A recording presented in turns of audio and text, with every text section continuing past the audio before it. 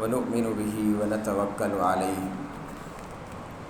ونعوذ بالله من شرور أنفسنا ومن سيئات أعمالنا من يهده الله فلا مضل له ومن يضلله فلا هادي له ونشهد أن لا إله إلا الله وحده لا شريك له ونشهد أن سيدنا ومولانا محمدا عبده ورسوله أما بعد فأعوذ بالله من الشيطان الرجيم بسم الله الرحمن الرحيم وعد الله الذين آمنوا منكم وعملوا الصالحات ليستخلفنهم في الأرض كما استخلف الذين من قبلهم وليمكنن لهم دينهم الذي ارتضى لهم وليبدلنهم من بعد خوفهم أمنا يعبدونني لا يشركون بي شيئا ومن كفر بعد ذلك فأولئك هم الفاسقون وقال النبي صلى الله تعالى عليه وسلم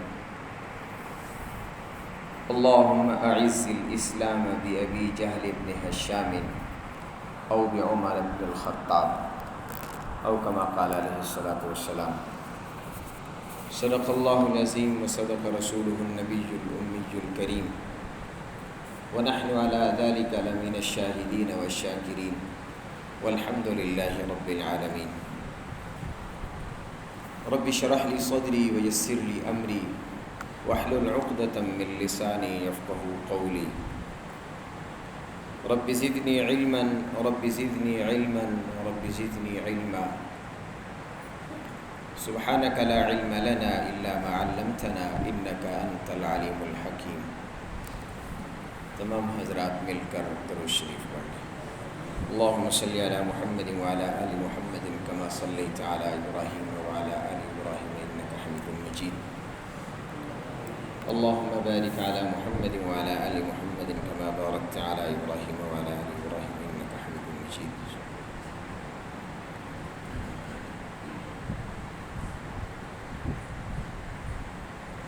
سامعین عزیز وقار، جمعۃ المبارک کا بابرکت دن ہے۔ آپ حضرات کے سامنے قرآن مجید فرقان حمید کی ایک آیت مبارکہ تلاوت کی ہے۔ رحمت دو جہاں صلی اللہ تعالیٰ علیہ وآلہ وسلم کے فرامین میں سے ایک فرمان کا مختصر حصہ تلاوت کیا ہے۔ اللہ کے لم یزل سے دست بدعا ہو اللہ رب العزت مجھے صحیح بات کرنے کی توفیق عطا فرمائے۔ قرآن و سنت کی روشنی میں حاصل کردہ علم پر سب سے پہلے مجھے اور پھر تمام لوگوں کو، آپ سب کو بھی عمل کرنے کی توفیق نصیب فرمائے۔ سامعین عزیز وقار، بلا شبہ اقتدار اور حکومت کا حاصل ہونا یہ اللہ تعالیٰ کی ایک نعمت ہے۔ تاہم اقتدار اور حکومت محض اپنی ذاتی آسائش کے لیے نہیں ہوتا۔ اقتدار اور حکومت محض اپنے بینک بیلنس کو بڑھانے کے لیے نہیں ہوتا۔ اقتدار اور حکومت ایک ذمہ داری کا نام ہے۔ حکمرانی اس وقت صحیح حکمرانی ہے جب اس حکمرانی میں حاکم صالح ہو، اور جب حاکم رعایا کی جان مال عزت آبرو کا محافظ ہو، جب حاکم اپنی مملکت میں بسنے والے ایک ایک فرد کی ضروریات زندگی کا کفیل بنے، جب حاکم مدبر بھی ہو، بہادر بھی ہو، شائستہ سیرت بھی ہو،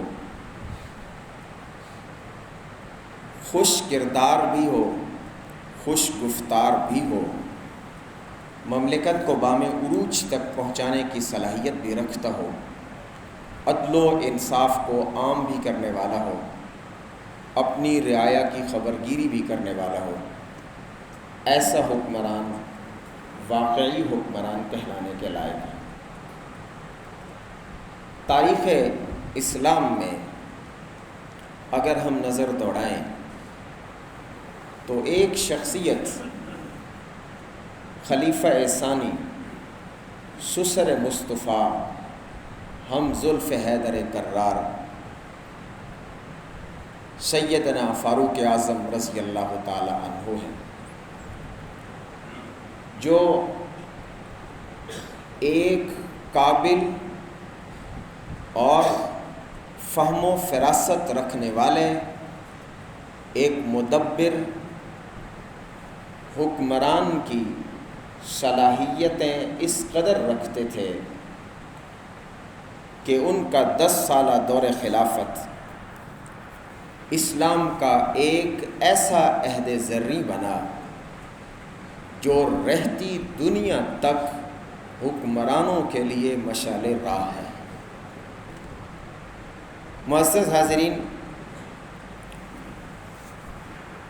سیدنا فاروق اعظم رضی اللہ تعالی عنہ، آپ کی سیرت و کردار، آپ کے فضائل، آپ کی عظمت، بے شمار پہلو ایسے ہیں کہ جن کو لے کر کے الگ الگ نشستوں میں گفتگو کی جائے تو تب بھی پورے نہیں ہو سکتے۔ تاہم آج کی ہماری اس نشست میں ہماری گفتگو کا عنوان یہ ہے: رفاہ عامہ خلافت فاروقی کے تناظر میں۔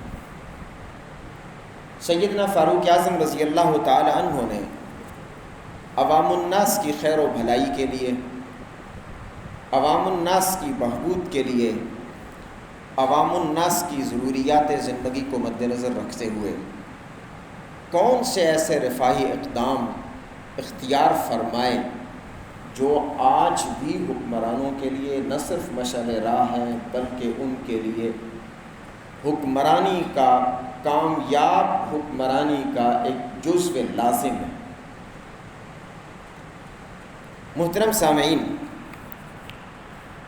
حضرت عمر رضی اللہ تعالی عنہ نے اپنے دور خلافت میں مختلف نئے شعبہ جات لوگوں کو دیے اور معاشرے میں بہت سی اصلاحات نافذ کیں،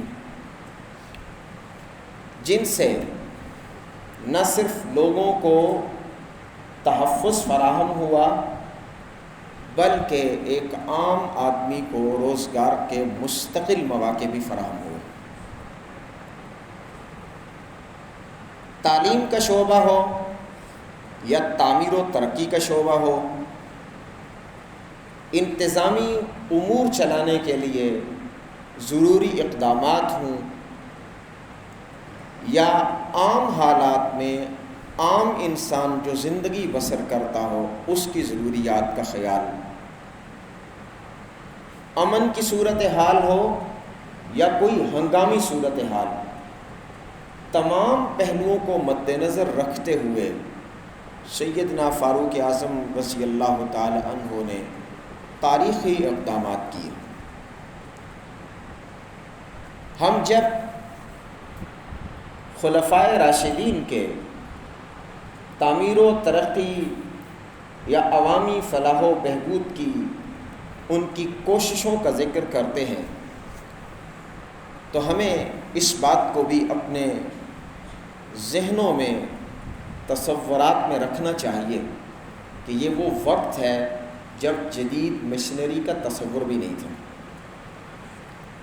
جدید آلات ابھی ایجاد نہیں ہوئے تھے۔ اس وقت میں ایسے ایسے کام یقیناً ایک انقلاب کی حیثیت رکھتے ہیں۔ سامعین محترم،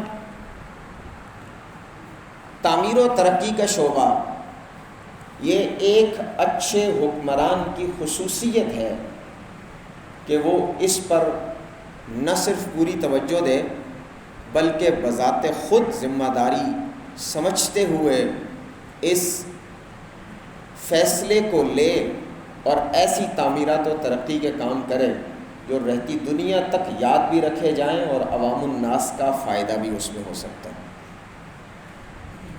حضرت عمر رضی اللہ تعالیٰ عنہ نے اپنے دور خلافت میں اس کی طرف بھرپور توجہ دی، عمارتیں بنوائیں، سڑکیں بنوائیں، مہمان خانے بنوائے۔ اس وقت جب لوگ باہر سے شہروں کی طرف رخ کرتے تھے، دور حاضر کی طرح ذرائع آمد و رفت اس طرح نہ تھے کہ کوئی شخص شہر کی طرف جائے اور سفر کرے، وہاں پہنچ کر اپنا کام کر کے فوراً واپس بھی آ جائے، ایسا ممکن نہیں تھا۔ یقیناً بالیقین جب لوگ شہر میں جاتے تو ان کو 1 دن 2 دن 3 دن رہنا بھی پڑ جاتا۔ سیدنا فاروق اعظم رضی اللہ تعالیٰ عنہ نے اس ضرورت کو جب دیکھا تو تمام بڑے شہروں میں مہمان خانے تعمیر کروا دیے۔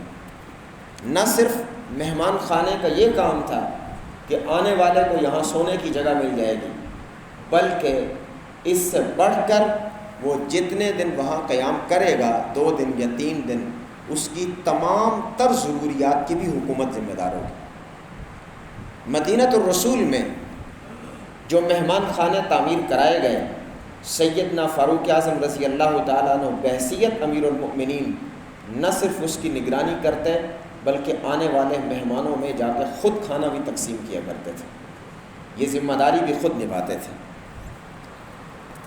اسی کے اندر سیدنا فاروق اعظم رضی اللہ تعالی عنہ نے ایک عام سی ضرورت جو ہر شخص کی زندگی کے لیے لازم ہے، پانی، اس پانی کے ایسی جگہ پہ جہاں ضرورت تھی اقدامات کیے، اور تاریخ میں وہ یاد رکھے جائیں گے کہ سیدنا فاروق اعظم رضی اللہ تعالی عنہ نے مختلف نہریں کھدوائیں، جن میں نہر ابو موسیٰ اشعری رضی اللہ تعالی عنہ، نہر امیر المؤمنین اور نہر سعد اور نہر معقل، یہ مشہور نہریں ہیں۔ میں اس کا ان میں سے 1-2 کا پس منظر آپ کے سامنے عرض کرتا ہوں تاکہ اندازہ ہو سکے کہ سیدنا فاروق اعظم رضی اللہ تعالیٰ عنہ نے لوگوں کی ضرورت کو کس طرح مد نظر رکھا اور پورا کرنے کی کوشش کی۔ بصرہ کے اندر پانی کا کوئی انتظام نہیں تھا، میٹھے پانی کا۔ کم و بیش لوگ 12 سے 13 کلومیٹر دور جا کر دجلہ سے پانی لاتے، سواریوں پہ لاد کر کے، اور اپنے گھر کی ضرورت پوری کرتے۔ حضرت ابو موسیٰ اشعری رضی اللہ تعالیٰ عنہ دور فاروقی میں جب وہاں گورنر مقرر ہوئے تو حضرت فاروق اعظم رضی اللہ تعالیٰ عنہ کو لوگوں کی اس مشکل کے بارے میں آگاہ کیا۔ سیدنا فاروق اعظم رضی اللہ تعالیٰ عنہ نے حکم دیا کہ اس 12 میل کے فاصلے پر دجلہ سے نہر کھودی جائے اور بصرہ تک اسے پہنچایا جائے۔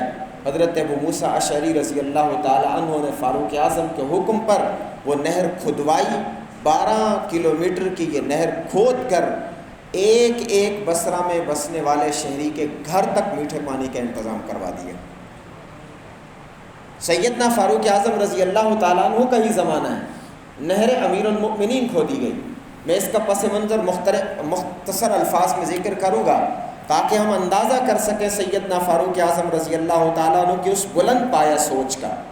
یہ نہر امیر المؤمنین کیا تھی؟ یہ نہر وہ ہے کہ جو دریائے نیل سے شروع کی گئی اور بحر احمر تک لائی گئی۔ دریائے نیل کے پانی کو وہاں سے کھینچ کر بحر احمر کے ساتھ ملایا گیا، اور یہ فاصلہ کم و بیش 100 کلومیٹر کا بنتا ہے۔ اور جس دور میں کوئی آلات نہیں تھے، اس دور میں سیدنا فاروق اعظم رضی اللہ تعالی عنہ کی فہم و فراست کو دیکھیے کہ یہ نہر نہ صرف چند دن میں کھدوائی، 6 ماہ صرف لگے، ہاتھوں سے کھدائی کر کے وہاں سے یہاں تک نہر یہ بن گئی۔ اور پھر یہ صرف نہر پانی کی ضرورت پورا کرنے کے لیے نہ رہی تھی، بلکہ بصرہ، کوفہ، بغداد، موصل، ان علاقوں سے عرب کے علاقوں کو، جدہ کو اس طرح سے ملا دیا گیا کہ پانی کی ضرورت بھی پوری ہوتی تھی، اور لوگ سفر بھی اس راستے سے کرتے تھے، اور ایک علاقے سے دوسرے علاقے تک تجارتی سامان بھی اسی راستے سے لایا جایا کرتے تھے۔ حضرت عمر رضی اللہ تعالی عنہ نے جب سفر کیا 17 ہجری میں مکہ سے مدینہ کا، محسوس کیا کہ جگہ جگہ لوگوں کو پڑاؤ کرنا پڑتا ہے، سائے کا انتظام نہیں ہے، پانی کا انتظام نہیں ہے۔ اس سفر کے متصل بعد حکم جاری کیا گیا کہ سفر کی ایک ایک منزل پر کنواں کھودا جائے، سفر کی ایک ایک منزل پر ایسی تعمیرات کی جائیں کہ لوگوں کو وہاں ٹھہرنا پڑے تو آرام و سکون سے وہاں رہ سکے، پانی کا انتظام کیا جائے۔ سیدنا فاروق اعظم رضی اللہ تعالی عنہ نے تعمیر و ترقی میں ایسے انقلابی اقدام اٹھائے۔ مسلمانوں کی سب سے بڑی ضرورت مسجد ہوتی ہے جہاں مسلمان عبادت کے لیے جمع ہوتے ہیں۔ سیدنا فاروق اعظم رضی اللہ تعالیٰ عنہ کے 10 سالہ دور حکومت میں ملک کے وسیع و عریض احاطے میں 10 سال میں 4000 مسجدیں تعمیر کروا دیں، 4000 مسجدیں تعمیر کروائیں، اور پھر مدینہ، مکہ، کوفہ، بصرہ، موصل، مصر، عراق اور الجزیرہ جگہ جگہ پہ فوجی چھاؤنیاں قائم کروا دیں تاکہ فوجیوں کو وہاں رہنے کے لیے بسیرا ملے جو محاذ جنگ پہ مصروف رہتے ہیں۔ سامعین ذی وقار، صرف اتنا ہی نہیں، تعمیر و ترقی کے شعبے میں فسطاط اور موصل جیسے شہر اور کوفہ جیسے شہر حضرت عمر رضی اللہ تعالیٰ عنہ کی اپنی زیر نگرانی میں تعمیر کیے گئے، اور ان کی نگرانی اس حد تک کی گئی کہ خود دور خلافت میں دربار شاہی سے، خلافت کے دربار سے یہ حکم نامہ جاری کیا گیا کہ وہاں جو سڑکیں بنائی جائیں 40 گز چوڑی رکھی جائیں، جو گلیاں بنائی جائیں وہ 20 سے 30 گز چوڑی رکھی جائیں، سب سے جو چھوٹی گلیاں رکھی جائیں وہ 7 گز چوڑی رکھی جائیں، اس سے کم نہ ہو۔ قربان جائیں فراست امیر المؤمنین پر بصرہ کا شہر بنایا گیا، لکڑی کے ساتھ اس کی چھت بھی بنائی گئی اور لکڑیوں کے ساتھ اس کی دیواریں بھی بنائی گئیں۔ اتفاق ایسا ہوا کہ آگ بھڑکی اور شہر جل گیا۔ سیدنا فاروق اعظم رضی اللہ تعالی عنہ نے پھر سے حکم جاری کیا کہ حکومت کے شاہی خرچ سے حکومت کے انتظام نگرانی میں وہ شہر دوبارہ تعمیر کیا جائے اور اس شہر کو اینٹوں سے تعمیر کیا جائے تاکہ دوبارہ جلے نہیں اور لوگوں کا نقصان نہ ہو، اور حکم نامہ جاری کیا گیا کہ کوئی بھی گھر 3 کمروں سے زیادہ پر نہ بنایا جائے، اور یہ تعمیر کروائے بصرہ شہر کو ایسا بنا دیا گیا کہ لوگ دیکھتے تھے تو فرق نہیں کر سکتے تھے یہاں امیر کا گھر کون سا ہے اور غریب کا گھر کون سا ہے۔ سیدنا فاروق اعظم رضی اللہ تعالی عنہ نے تعلیم کے میدان میں بھی انقلابی اقدامات اٹھائے۔ سیدنا فاروق اعظم رضی اللہ تعالیٰ عنہ کی یہ فراست تھی کہ جگہ جگہ پہ مختلف مکاتب قائم کیے گئے جہاں قرآن مجید کی تعلیم کا انتظام کیا گیا۔ ایسے لوگ جو خانہ بدوش ہوتے ہیں، جن کا کوئی علاقہ نہیں ہوتا، ان کی بستیوں میں بھی جا کر انتظام کیا گیا تعلیم کا۔ قرآن مجید اس وقت میں سب سے بڑی تعلیم کی بنیادی چیز تھی۔ مسلمان کے لیے آج بھی بنیادی ضرورت قرآن کا علم ہی ہے۔ حضرت عمر رضی اللہ تعالیٰ عنہ نے اپنے عمال مقرر کیے کہ جاؤ اور شہروں میں گشت کرو، بستیوں میں گشت کرو، کوئی بھی ایسا شخص جو عاقل اور بالغ ہو اور اسے قرآن مجید کا کچھ حصہ بھی یاد نہ ہو تو اسے سزا دی جائے کہ اس نے اتنا انتظام کیوں نہیں کیا۔ خود فقہاء اور محدثین کی ڈیوٹیاں لگائی گئیں، معلمین کی پہلی بار تنخواہیں مقرر کی گئیں جن کا کام ہوتا تھا لوگوں کو قرآن و حدیث کے علم سے روشناس کرانا۔ فقہ کے بڑے بڑے درس قائم کیے گئے، اور ایک بنیادی چیز یہاں میں آپ حضرات کے گوش گزار کرنا چاہوں گا، فراست امیر المؤمنین کو ذرا توجہ میں لائیے، اور سلام کرنے کو دل چاہتا ہے۔ سلام کرتا ہوں ان کے فراست کو کہ جو فقہ کے درس قائم کیے گئے اس میں اس چیز کو مد نظر رکھا گیا کہ کوئی بھی شخص بیٹھ کر کے جو لوگوں کو عام مسائل بتائے گا صرف وہی مسائل بتائے جائیں جو اجماعی مسائل ہیں۔ اس معمولی سے لگنے والے جملے کو آج کے دور حاضر پہ ذرا لا کر کے دیکھیے۔ یہ حکم دیا گیا کہ جو اختلافی مسائل ہیں وہ علماء کے بیچ میں رہیں گے، جو اختلافی مسائل ہیں وہ لوگوں میں بیان نہ کیے جائیں تاکہ لوگوں میں تفریق پیدا نہ ہو۔ اے کاش کہ آج کے مسلمانوں کو یہ بات سمجھ میں آتی۔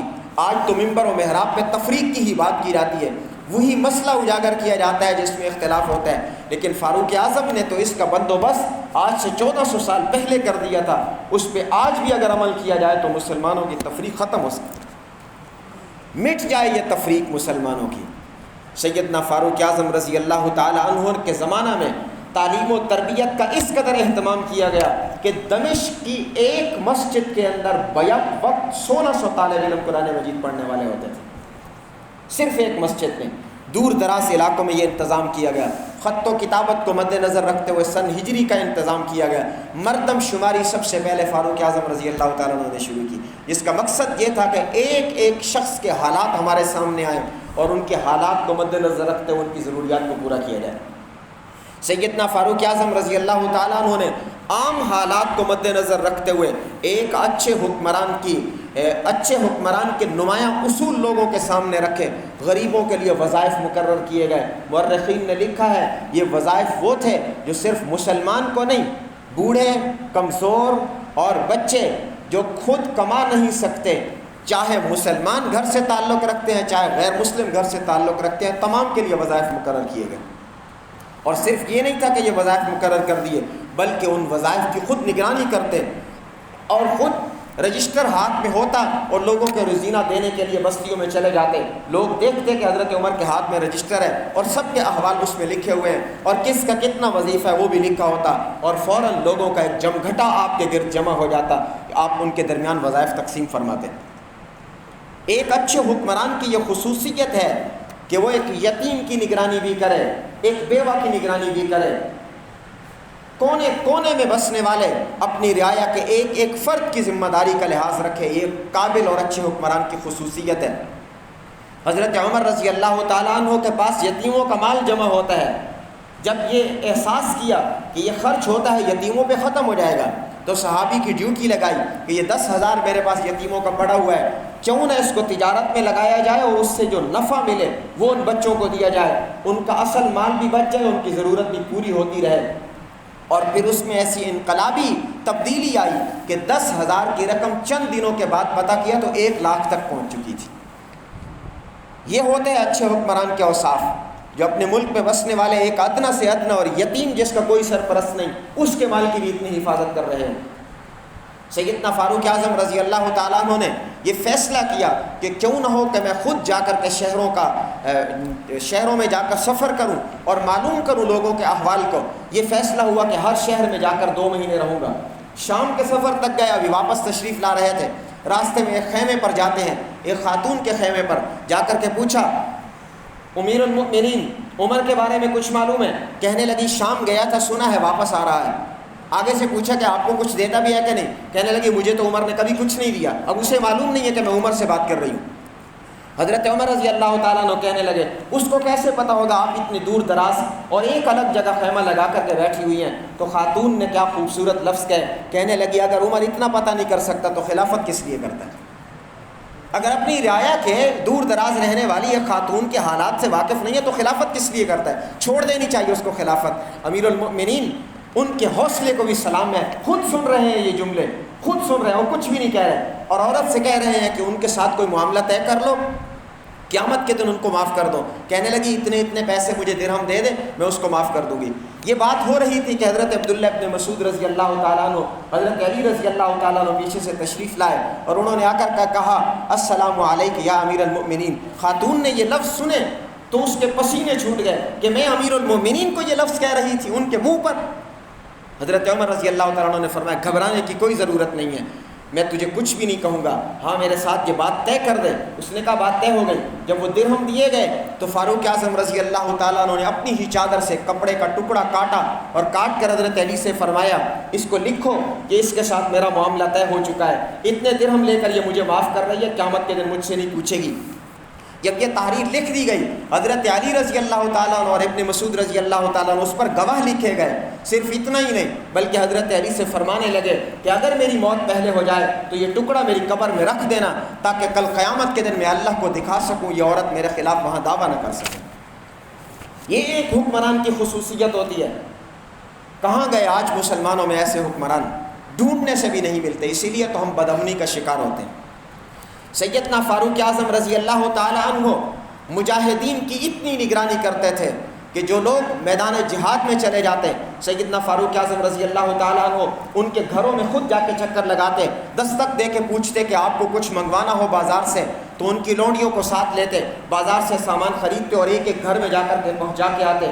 اور جب مجاہدین سے کوئی شخص قاصد آتا اور مجاہدین کے خط لے کر کے آتا، کسی اور کو نہیں بھیجتے تھے بلکہ مدینہ میں جو مجاہد مدینہ کے شہر سے گئے ہوئے تھے ایک ایک مجاہد کے گھر میں جا کے خط پہنچا کے آتے اور پھر بتا کے آتے کہ اتنے دنوں کے بعد قاصد واپس جائے گا، خط لکھ کر کے پھر مجھے دے دے، خط لکھ کے رکھ لینا، میں پھر آ کر آپ سے لے لوں گا۔ جس گھر میں لکھنے والا کوئی نہ ہوتا خود امیر المؤمنین اس کی چوکھٹ پہ بیٹھ جاتے اور گھر والوں سے کہتے آپ بولتے جاؤ میں لکھتا جاؤں گا، جو آپ کہو گے میں وہی لکھ دوں گا۔ ایسی نگرانی اور ایسا انتظام اپنی رعایا اور اپنے ماتحتوں کا کیا جائے تو بخدا ملک کے کونے کونے میں روئے زمین پہ امن قائم ہو جائے۔ بدامنی تو اس لیے ہوتی ہے جب حکمران کو رعایا کے حالات سے واقفیت ہی نہیں ہوتی۔ سیدنا عمر رضی اللہ تعالیٰ عنہ قحط کے زمانے میں قسم اٹھائی کہ میں اس وقت تک گھی استعمال نہیں کروں گا، اس وقت تک دودھ استعمال نہیں کروں گا جب تک اللہ نے میرے ان لوگوں پر پہلی بارش نہ نازل کر دی۔ پہلی بارش نازل ہوئی، غلام جا کر کے یہ چیزیں لے کر کے آیا اور بتلایا کہ آپ کی قسم پوری ہو گئی۔ فرمایا اب بھی یہ جا کے لوگوں میں تقسیم کر دو۔ اگر عمر یہاں بیٹھ کر دودھ کے مزے اڑاتا رہے اور گھی استعمال کرتا رہے تو عمر کو کیسے پتہ چلے گا لوگوں کی مشکلات کیا ہیں؟ اور جب عمر کو پتہ نہیں چلے گا ان کی مشکلات کا تو ان کی مشکلات کا ازالہ کیسے کرے گا؟ اس لیے میں یہ چیزیں استعمال نہیں کرتا۔ یہ سیدنا فاروق اعظم رضی اللہ تعالیٰ عنہ ہے جنہوں نے سب سے پہلے پولیس کا محکمہ قائم کیا۔ اور پولیس کے محکمے کا کام کیا ہوتا تھا؟ ان کے زمانے میں یہ تحریر جاری کی جاتی اور پولیس کے محکمے کی ذمہ داری لگائی جاتی کہ وہ راتوں کو پہرا دیں گے، یہ پولیس کا کام ہوگا۔ وہ لوگوں کی جان مال عزت و آبرو کا تحفظ کریں گے۔ وہ دکانوں پہ چکر لگائیں گے، کوئی دکاندار ملاوٹ نہ کرے اور ناپ تول میں کمی نہ کرنے لگ جائے۔ بازاروں میں راستوں میں چکر لگائیں گے، کوئی راستے کے اوپر گھر نہ بنا لے۔ اور بازاروں میں راستوں میں چکر لگائیں گے پولیس کے لوگ، کوئی جانور پر اس کی طاقت سے زیادہ بوجھ نہ لاتے۔ کیسے اقدامات ہیں جو فاروق اعظم رضی اللہ تعالیٰ نے کیے۔ اور فوج کا محکمہ قائم کیا۔ صرف فوج کا صرف محکمہ ایسے نہیں قائم کر دیا گیا بلکہ ان کی تمام تر ضروریات کو مد نظر رکھا اور پھر فوج کی کیٹیگری بنائی گئی، دو حصے، دو تقسیمیں کی گئی اس کے اندر، کہ ایک فوج کے وہ لوگ جو ہر وقت حالت جنگ میں رہتے ہیں اور ایک وہ فوج، ان کا الگ رجسٹر بنایا گیا جو ضرورت کے وقت بلائی جاتی تھی، جسے دور جدید میں ریزرو فوج کہا جاتا ہے۔ یہ فاروق اعظم رضی اللہ تعالیٰ عنہ نے کی۔ عہدہ قضا قائم کیا، بیت المال قائم کیا۔ ہنگامی حالات جب نافذ ہوتے تو قحط کی صورت میں جگہ جگہ چکر لگا کے لوگوں کے احوال معلوم کرتے۔ سلام ہو ایسے حکمران پر، اور اللہ ہمیں توفیق دے، آج کے حکمرانوں کو توفیق دے کہ وہ فاروق اعظم رضی اللہ تعالیٰ عنہ کی ان مثالی کردار کو اپنانے والے بن جائیں۔ اللہ ہمیں سمجھ عطا فرمائے۔ سنت اللہ۔